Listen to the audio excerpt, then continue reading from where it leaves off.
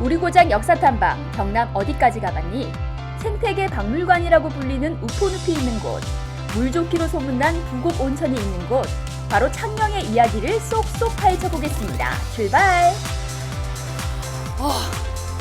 경남 어디까지 가봤니? 진짜 산속까지 왔습니다. 여기가 어디냐고요? 바로 우포늪으로 유명한 창녕인데요. 이 창녕하면 여러분들 제가 앞서서 말씀드린 것처럼 우포늪 많이 떠올리시죠? 하지만 우포늪만큼이나 우리 창녕이 제2의 경주라고 불릴 만큼 문화재도 아주 많다고 하거든요. 오늘도 역시나 역사와 다양한 문화에 대한 이야기 나눠보도록 할 텐데요. 창녕에 오자마자 마주친 이 유적의 정체, 바로 경남 대표 고인돌이 창녕 지성묘라고 하는데요. 이 고인돌이 경남 대표 선수가 된 이유 궁금하지 않으세요? 이 고인돌이 경남을 대표하는 미스터 고인돌이 된 이유가 있을까요? 우리는 지금 이제 초등학생, 중학생만 돼도 이제 고인돌이 청동기 시대 무덤이라는 걸 다 알아요. 그렇죠. 근데 1960년대만 해도 이걸 아는, 정확하게 그렇게 알고 있는 사람이 없었어요. 그 우리나라 학계에서 1960년대에 각 시도마다 고인돌 대표 선수를 둘을 골라가지고 발굴 조사를 했습니다. 마산 고간리 고인돌하고 이 창녕 지성묘하고가 두 개가 이제 대표 선수로, 경남이 대표 선수로 뽑혔어요. 그래가지고 발굴 조사를 했더니 그 밑에서 이제 무덤 흔적이 나왔던 거죠. 그러면서 그때부터 이제 청동기 시대 무덤이라는 것을 확정할 수 있게 됐습니다. 고인돌이 가장 많은 나라가 어느 나라일까? 고인돌이 가장 많은 나라. 예, 보기 나갑니다. 네. 1번 중국, 2번 네팔, 3번 영국, 네. 4번 대한민국. 일본 아니에요? 1번 중국. 중국이 아무래도 땅이 제일 크니까 그렇죠. 그만큼 고인돌 개수도 좀 많을 것 같은데. 바로 정답 나왔죠? 예. 맞아요? 정답은 네, 정답은 4번입니다. 대한민국입니다. 우리나라예요? 예. 고인돌이 가장 많은 나라는 바로 우리나라라고 합니다. 고인돌 부자 대한민국에 태어난 게 행복해요. 자, 다음은 이제 고인돌을 만나봤으니까 이번에는 어디로 갈지 여러분도 기대되시죠? 저도 빨리 선생님이랑 한번 이동을 해보도록 하겠습니다. 선생님, 함께 가시죠. 네, 이쪽으로 가세요. 네. 다음으로 찾은 장소의 입구는 시원한 대나무 숲이 인도하는 길 끝에 있었는데요. 과연 어떤 곳일까요? 골짜기가 있어서 쭉 터내려가는 저 밑에까지 다 그런 느낌이.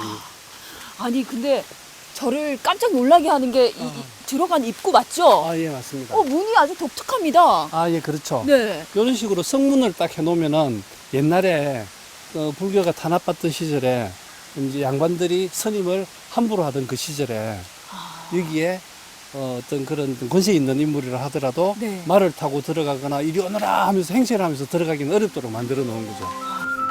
성문을 지나 마주한 것은 특이한 표정을 지니고 있는 짐승이었습니다. 돌로 만들어진 이 짐승의 정체, 과연 무엇일까요? 네. 옆으로 가서. 선생님, 여기에 재밌는 비밀은 뭐예요? 요건 바로 요 그 서수, 서수. 상스러운 짐승. 예, 아주 이제 복을 주는 어떤 그 짐승의 표정. 얼굴. 네. 예, 요게 위에서 바라보면은 아까 말씀하신 대로 어떤 표정?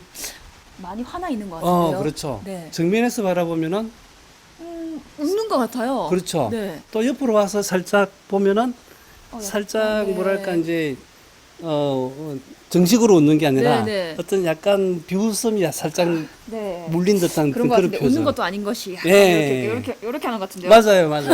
어떤 네. 그런 어떤 다양한 보는 각도에 따라 가지고 다양한 표정을 보여주는 어떤 그게 이 서수 북받침, 관룡사 북받침의 어떤 매력. 관룡산은 창녕의 금강산이라고 불릴 정도로 수려한 관룡산에 자리 잡은 절인데요. 여기서 불교의 재미나고도 다양한 이야기를 들을 수 있다고 합니다. 귀 쫑긋 집중해볼까요? 부처님 앞에서 예불을 드리고 나니까 저도 모르게 갑자기 숙연해지고 갑자기 저의 이런 발랄했던 성격이 아주 조용해지는 것 같습니다. 어쨌든 저는 아주 좀 침착한 마음으로, 경건한 마음으로 예불을 올렸습니다. 소원을 들어주시겠죠? 우리 관룡사의 가장 큰 특징을 보여주는 곳이 바로 약사전역이라고 네. 말씀하셨는데요. 아니, 어떤 특징? 딱 보시면은 어떤 특징이 한눈에 딱 들어올 수도 있는데요. 어떻습니까? 바로 맞히실 수 있어요. 가분수? 그렇죠. 네. 예, 머리가 너무 커요. 네. 예, 머리가 너무 크고 아래가 이제 이렇게 해가지고 어떻게 보면 이제 압도당하는 것 같은 이런 느낌을 주기도 하죠. 네. 예, 그런 어떤 가분수 건물로 굉장히 독특한 그게 이제 하나 특징이고, 그 다음에 요 이제 관룡사라는 절 전체로 봤을 때는 여기가 불에 타고 산사태가 나고 이렇게 해가지고 여러 번 이렇게 폐허가 된 적이 있습니다.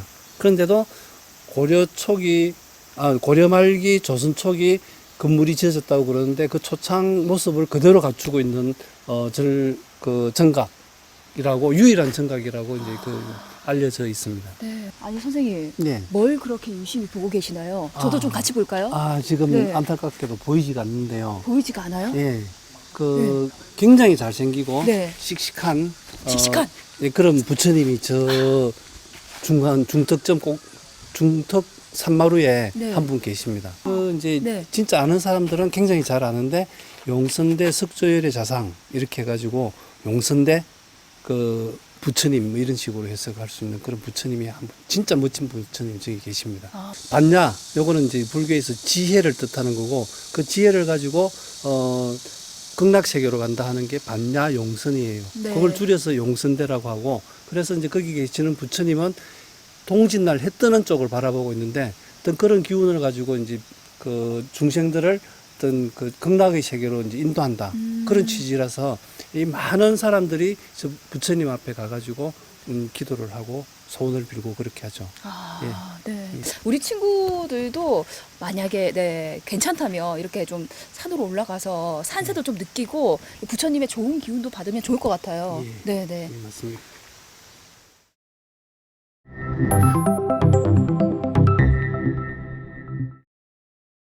자, 다음은 또 어디로 가볼까요? 무더운 여름이면 저를 비롯한 우리 친구들이 많이 찾는 것. 시원한 얼음과 관련된 문화재, 석빙고입니다.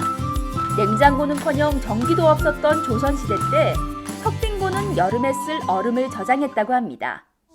예, 외관상 특징이 이렇게 드나드는 문이 있다는 것 하나 하고, 그 다음에 이 왕릉은 이제 무덤은 위에 구멍이 없는데, 여기는 환기 구멍이 위에 이제 구멍이 하나 있습니다. 자, 이제 석빙고에서 뭐 실제 얼음은 못 만나봤지만 어쨌든 조금 시원한 기운을 받은 것 같습니다. 자, 이 기운을 받아서 이제 마지막 장소로 한번 가볼 텐데요. 마지막 장소는 석가탑만큼이나 아름답고 긴장감을 주는 창녕 술정리 동 3층 석탑이 있습니다. 알겠습니다. 창녕 도심에 위풍당당하게 서 있는 이 탑은 통일신라시대 때 지어진 창녕 술정리동 3층 석탑입니다.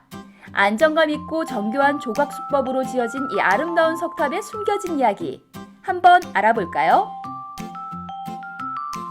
이 앞에 서니까요, 뭔가 우러러보게 되는 것 같아요, 선생님. 네, 탑은 탑인데 이 탑의 이름은 무엇인가요? 네. 술정리 네. 동 3층 석탑이라고 그럽니다. 이름이 잘못된 거 아닌가요, 선생님? 3층 석탑이면 3층으로 돼야 되는데 보니까는 5층인데요? 예, 우리 학생들, 친구들하고 같이 나와도 간혹 그런 질문을 받을 때가 많습니다. 보면은 5개 층인데 왜 3층 석탑이라 그러지? 이렇게 이야기를 많이 해요. 네. 우리 지붕 추녀처럼 이렇게 싹 날렵하게 꼬리가 올라가 있는 것만 층으로 친다. 저기 보면은 요 밑에 2개는 이 추녀처럼 올라가는 게 하나도 없어요. 네. 그죠? 네. 그리고 저 3번째부터 4번째, 5번째만 이렇게 양쪽 끝이 추녀처럼 싹 이렇게 올라가 있어요. 그것만 지붕으로 치고 층수로 친다. 아니 근데 지금 제가 봐도 이 탑이 아주 크기가 다른 탑에 비해서 좀 꽤 큰 편인 것 같은데, 와, 국보 제34호로 지정이 되어 있습니다. 정말 선생님의 설명을 듣고 보니까요, 이 탑을 보는 눈이 새롭게 생긴 것 같아요. 우리 친구들도 오늘 설명을 들으면서 앞으로 이 탑을 보면서 뭔가 조금 더 그 시야가 넓어지지 않았을까라는 생각이 드는데요. 국보라고 하니까 정말 더 잘생겨 보이네요. 창녕에는 우포늪과 북옥온천도 유명하지만요, 이렇게 많은 문화유산이 있다는 걸 오늘 역사탐방으로 인해서 알게 되었습니다. 제2의 경주라고 불릴만하다? 인정. 그리고 오늘 역사탐방으로 아는 만큼 보인다는 걸 실감했는데요.